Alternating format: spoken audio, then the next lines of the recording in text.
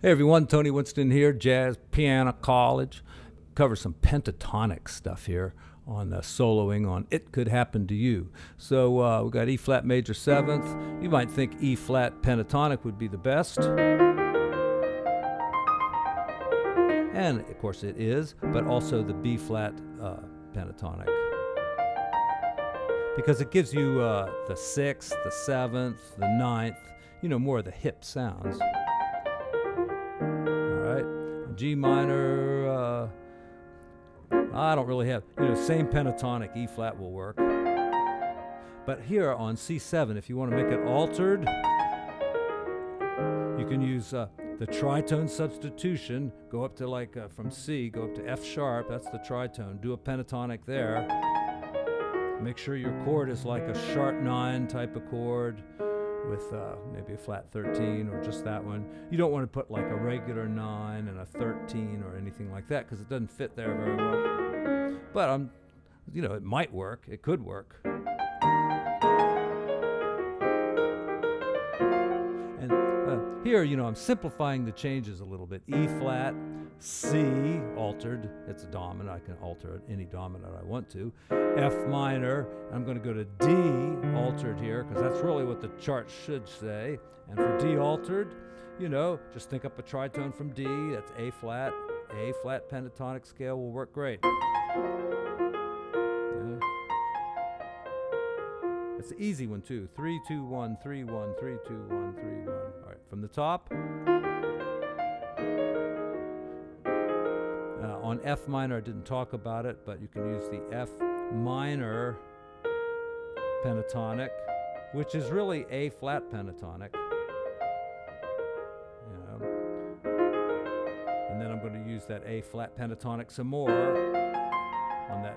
Oh, it works out great if you're going from F minor to that D altered. It's the same pentatonic. And then now here on the A flat, the hip one would be the E flat. All right.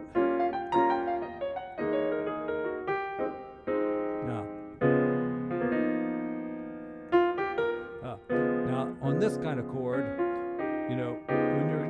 when you're not going to put in like the flat 9 and the flat 13 and all that kind of stuff, you basically have an unaltered dominant 7th, though it does have the flat 5 in it. D flat is probably the best one.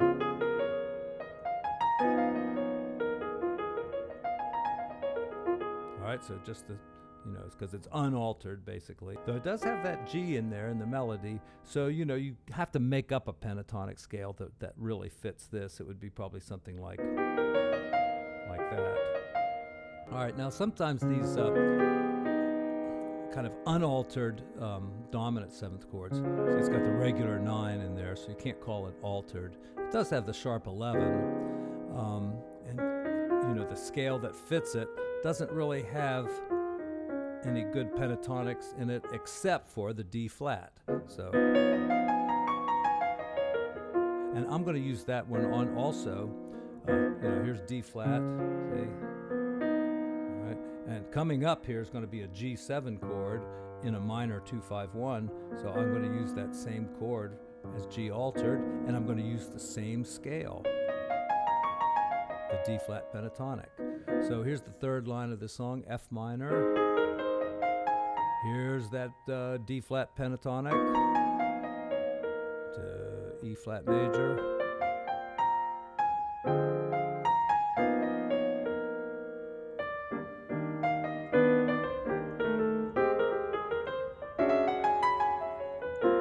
And there on the last 2-5-1, we had F minor, and I used a B flat altered chord. And so if I do that, I just think a tritone away to E and do that pentatonic. Goes nicely into E flat major. Okay, that's a little bit about how to apply pentatonics. I'll play one solo through here and just try to put as many of them as I can in. Here we go.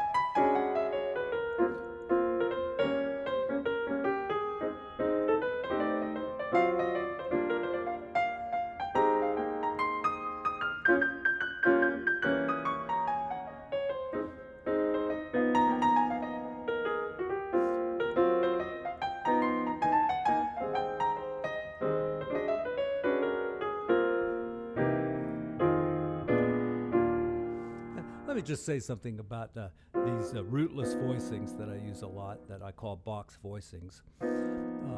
Most of the time, if I play a voicing like this, let's just say that's let's use the C altered one, like that.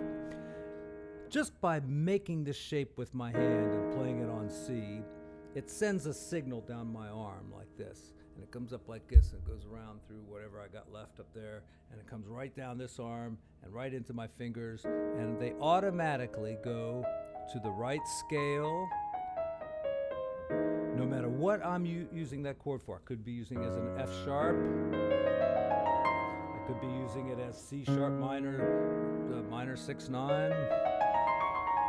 That same scale will just come out of my fingers. So, you know, when you hear jazz musicians say that they don't think about what they're doing, they have thought about it, but they've just gotten to the point where, you know, they're just receiving signals from somewhere, from their ears or from what their left hand is doing, and that influences what they do with the right hand.